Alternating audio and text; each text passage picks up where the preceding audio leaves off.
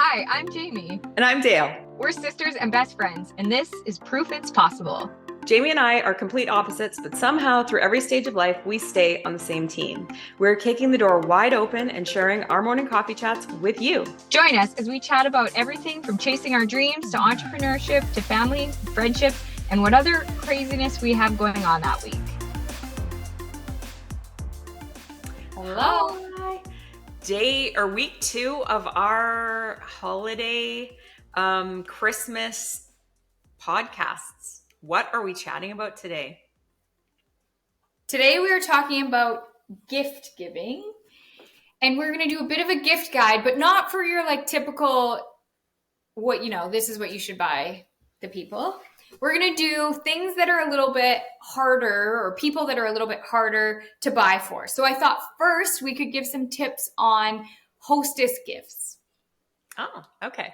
So we're going to chat. All right.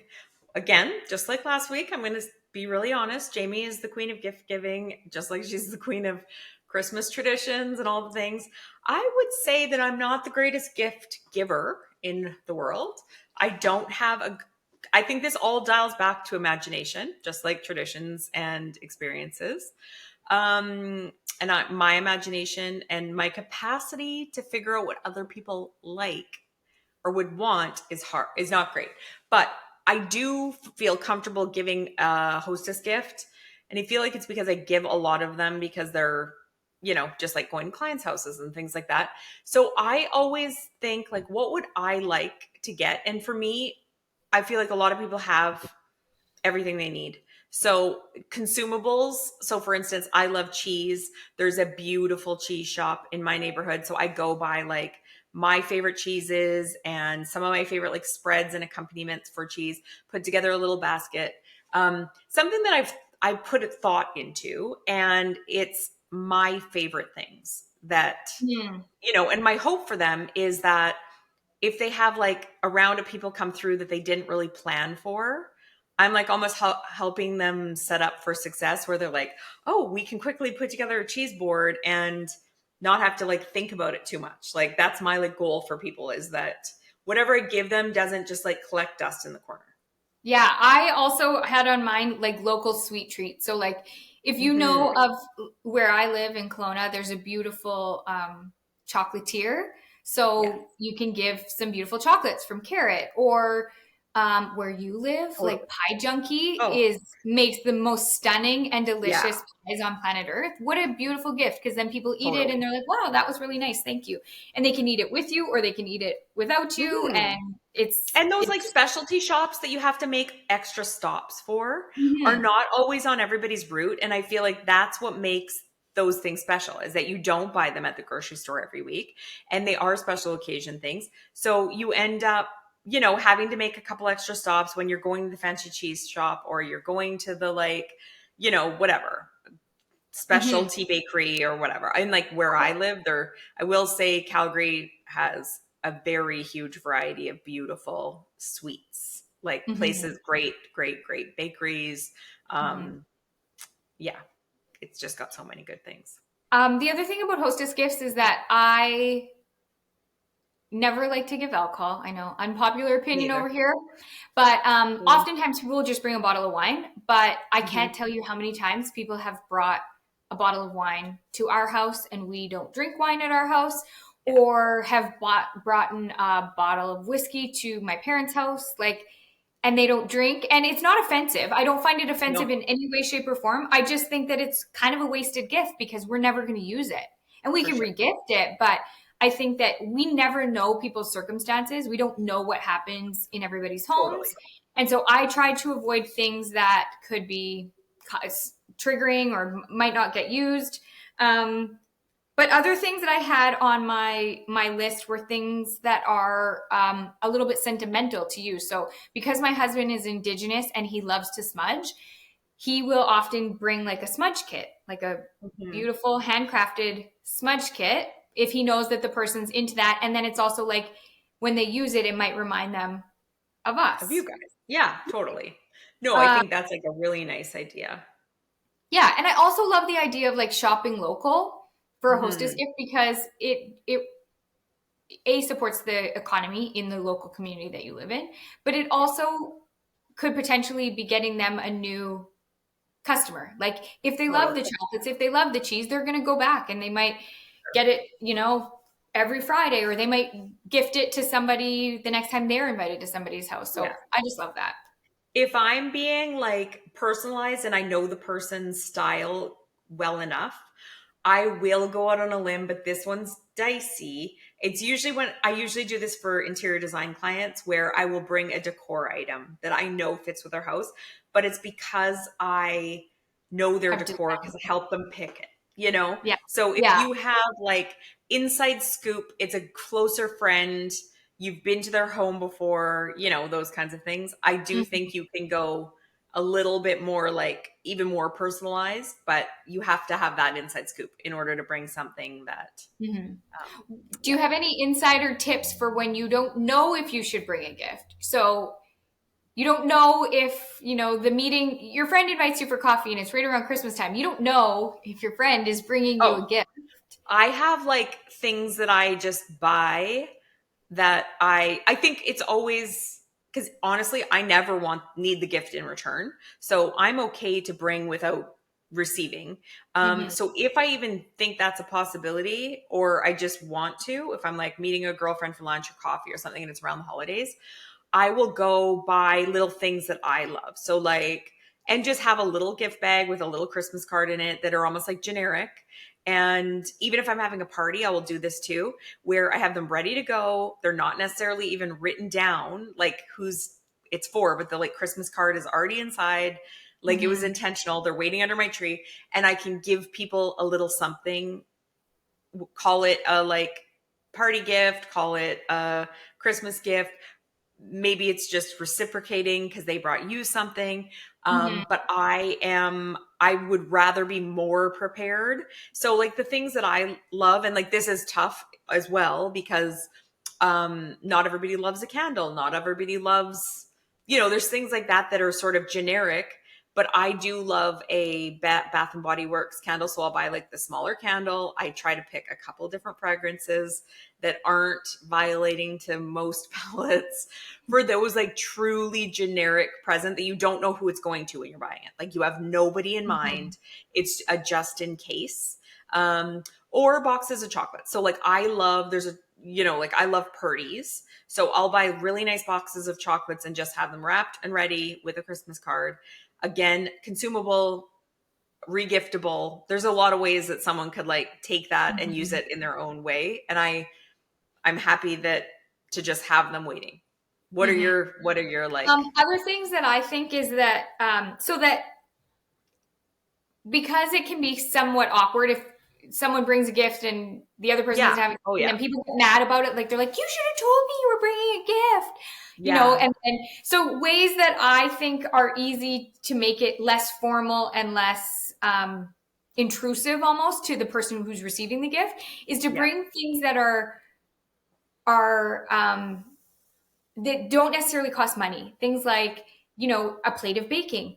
Like easy, if you're doing baking or you just made fresh baked cookies, throw some in like a beautiful cellophane bag, tie it with some pretty Christmas ribbon and bring it. Nobody thinks if you bring them cookies, oh my God, you should have told me you're bringing something because I would have gotten you something. Absolutely. They're just happy. It makes it way less intimidating and way less, like, I don't know if shame is the right word, but where people are like, oh, I wish you wouldn't have done that. I feel almost bad about receiving. Exactly. Yes. The guilt of receiving without giving.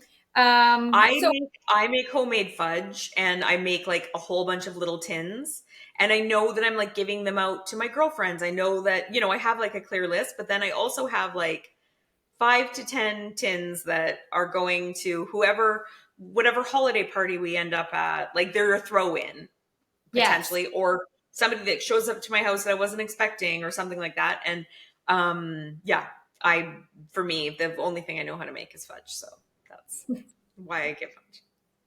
Okay, what about do you have any gift ideas for the person who has everything? Everybody has one of these people in their lives.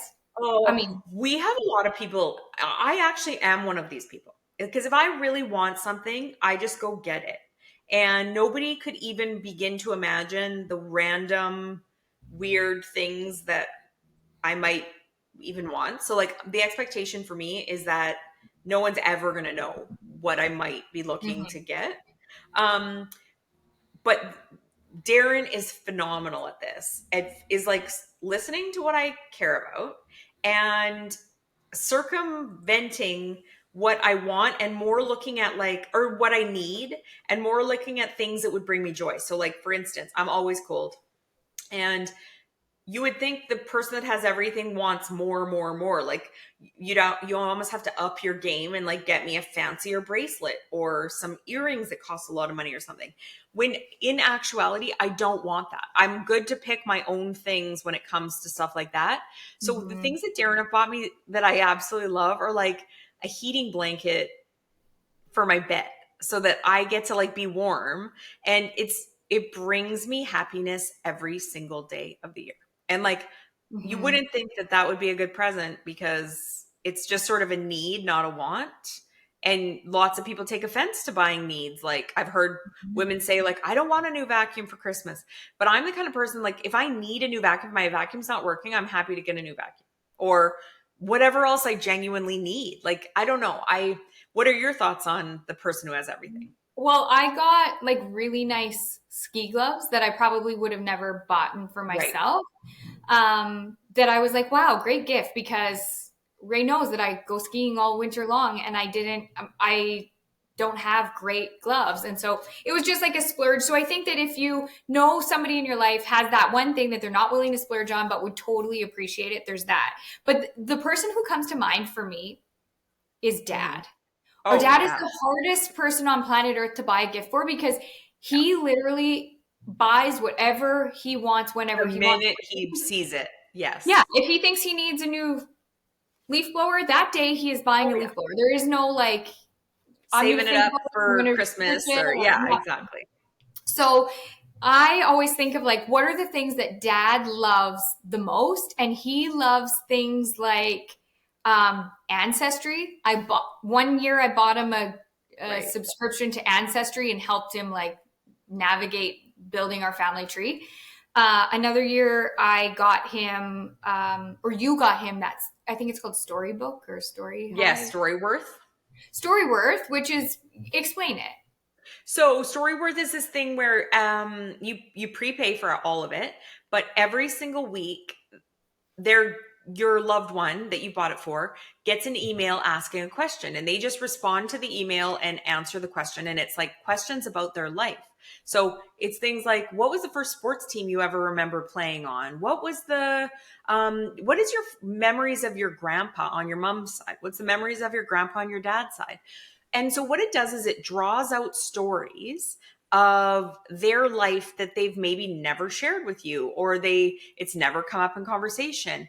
And then at the end of it, all of the stories are accumulated and you get them printed into a book, like a hardcover coffee table book. And then you get to gift them with the book of all their stories. You can order yourself some, you can order, like I ordered a couple different copies and I did it for both our mom and dad. And the things that you like learn about your loved ones are amazing, because like I didn't know half the stories about like their first vacations that they remember when they were little, or their favorite vacations, or their first jobs, or whatever the questions are. And it's just like a awesome, easy. And the other like layer to it is that when they're done their year of question answer, you can go in and add pictures to those that might accompany those different stories. And like sometimes you don't have any pictures, so it's no big deal. But sometimes you have the exact family picture of them like on that family holiday that they're talking about. So it becomes this like beautiful keepsake. Yeah, I love that. But I will say that our family, we don't exchange gifts, which often, we totally don't. And people often find that like really hard to believe, but we don't, because we don't need anything and we don't want anything. And I don't want anyone to feel obligated to buy me something just for the sake of buying me something. So we as adults don't exchange gifts. We obviously buy our kids gifts because we're not monsters. But and those perfect little angels deserve it. Oh my God. 100%. I love them. Okay. Now we're going to do like a tiny little rapid fire just to like wrap it up. So what is you just have to say one gift and one gift only, and then I'll say one gift. Okay. One gift for a little boy. Like a racetrack type of thing. Every time Penn gets one, he loves that. Absolutely. And my advice is a remote control car. Every little boy loves a remote. That was my second. Or a stomp rocket. If you don't know what a stomp rocket is, oh my! type it into Amazon and go buy yourself a stomp rocket. Yes. Or your child won't. Okay, a little girl. I mean, little girls are like, your two girls are so different that it's hard to say, but like, and depending on the age, but if we're talking just kind of traditional little girl like Ari, pardon? 8 and under age. Is like a dolly stroller, a kitchen thing. Like, she loves anything that's like simulating being a mummy. So totally. Baby dollies, all that. Yeah, I would agree with all of those. A travel suitcase. She loves a travel suitcase. Oh, travel suitcase. Oh my goodness. Okay. A tween, boy or girl. Oh, I think honestly, they at that age, they're looking for like AirPods.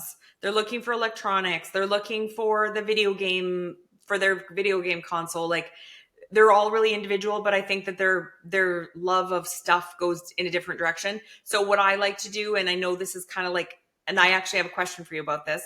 I think a gift card works because then they can buy something, the thing they genuinely want, because they're getting to that harder age.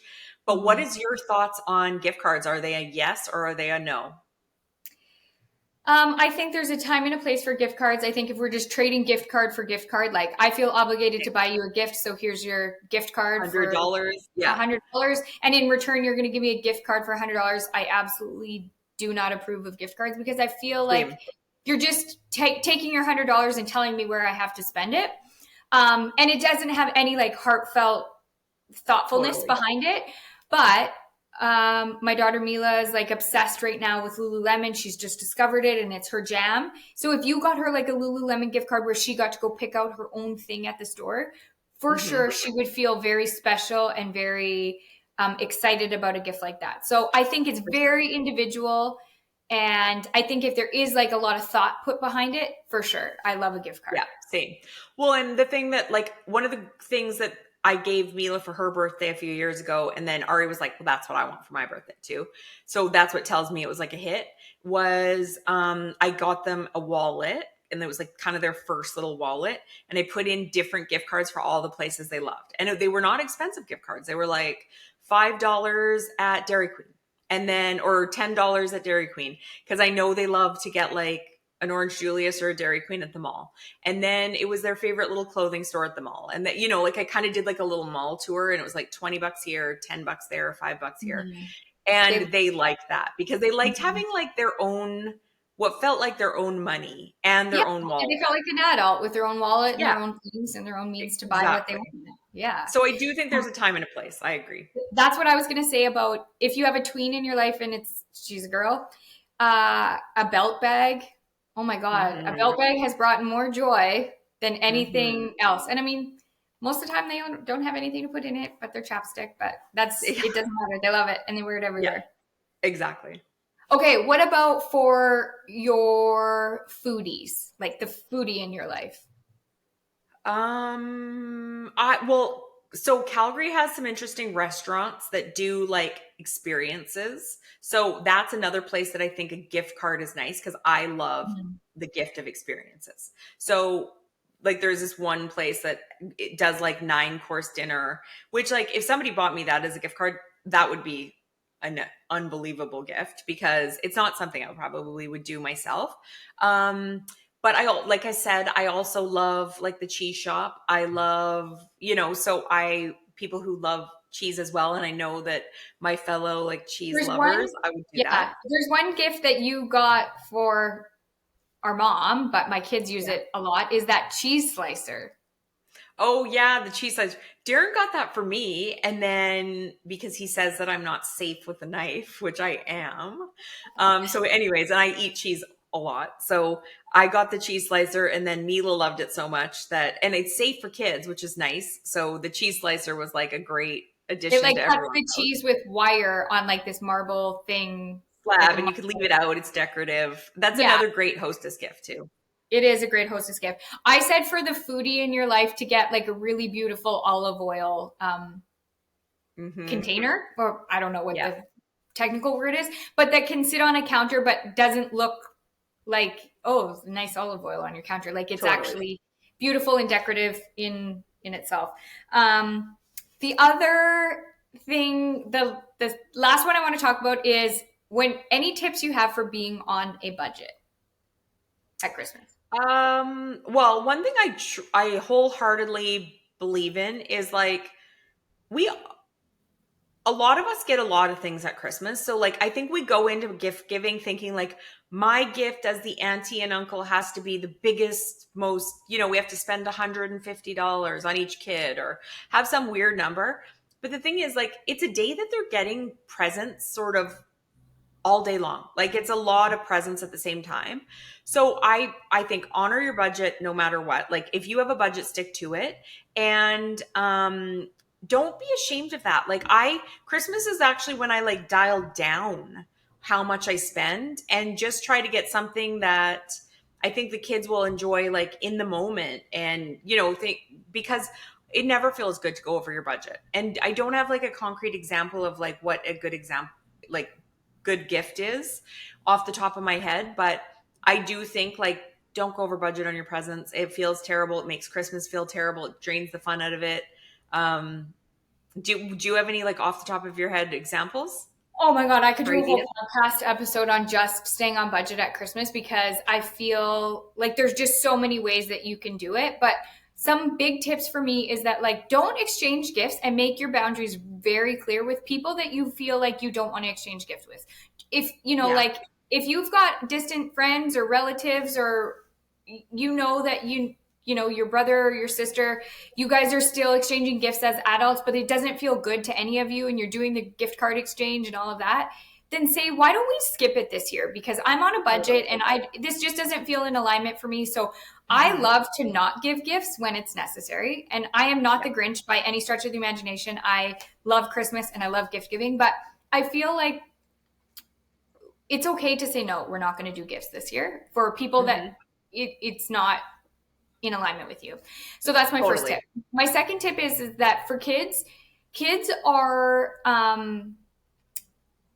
kids get a lot of toys on Christmas and oftentimes they have no idea where they came from. So if you are on a budget, shop Marketplace, see if there is the toy saw that your son asked for, or the workbench, or the racetrack, or Lululemons, or whatever, like dollhouse, or the whatever, and put it in a beautiful box and treat it like it's brand new, or put a bow on it if it's a racetrack that's already constructed or dollhouse that's already constructed. They just saved you all the time and energy it would take to put it all together. So buy it secondhand. For my kids this year, like my kids really, our iPad is like all smashed because I have kids and that's just the reality of it.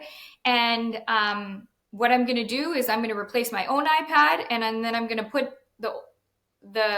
my old iPad, because I need a new one. It's just getting older and slower and all of the things.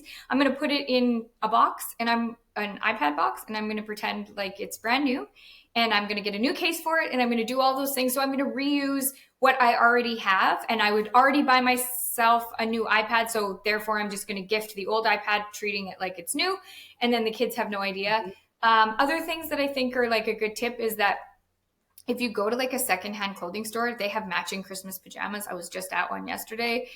They have them in every single size, and you go and get the Christmas jammies. They have no idea that they are used, especially if your kids are little. And then the other thing is that teach your kids that it's not all about the gifts. It's about the joy of like being together, and your presence is a present in itself. So I just think that there's so many ways that we can cut down the commercialization of Christmas and get back to like what it's all about. But I also love the art of gift giving. Yeah, totally. Well, and I heard about this family. There are people that I know, like a couple of the family members, and what they do to limit gifts is or not limit them, but like they have a huge family. So they can't possibly buy for all the brothers and sisters, they're all adults. Like I think they're a family of 5 and then they've all got their own kids now. But they're often together at Christmas. So they have a theme for gifts. They pick names, and then they also sometimes say it has to be homemade. And like the themes are odd. Like they're different themes but it allows people to like basically come up with really creative ideas. So one of the years I remember them saying that their theme was glasses. And I'm like, glasses? How do you buy somebody else glasses? Like I'm thinking like eyeglasses, because that's where my mind went. Well, the one brother like loves a certain, type of whiskey or something, or a type of drink. So he got these beautiful glasses for his drinks. And then somebody else wears glasses. And so they got them like, I think like a little gold necklace that like, hold your glasses around your neck kind of thing, or the grandma or something. And I was like, oh God, like everything's like related to either glassware or glasses. So it kind of puts it so that you end up like in a box where you can't go crazy. And you also, like often years, they say it has to be homemade, whatever the thing is too. But usually the homemade years doesn't have such a hard parameter. But yeah, so I was like, well, that's a way to do it that takes away the need for everybody buying everybody something. And I also love that it has to be very tailored to the person. Like you actually have to put some thought into what does this person want or need in order to fulfill the theme. I like that. That's really cool. Yeah, it was cool. Like I just thought, oh, good for you guys. And I don't remember all the examples now, but there was like 10 great things that I'm like, my mind never even thought of that with your guys' theme. That is weird and wild and fun. Totally. But awesome. Yeah. Okay, well, gift giving is the best ever, and I love it. Christmas is the best. What's that? I said Christmas in general is the best. Oh, Christmas in general is the best. And I can't wait for the next 2 Christmas episodes to come out. But thank you so much for joining us for this one. And if you have any great tips, please send them our way because we want to share them with the rest of you. Bye, guys. Bye. We are so grateful you're here. It would mean the world to us if you'll subscribe to our podcast and YouTube channel and leave us a review. If you want to hear more from us, go to proofitspossible.com to join our mailing list and find our social links so you don't miss a thing. Thanks, and chat next time.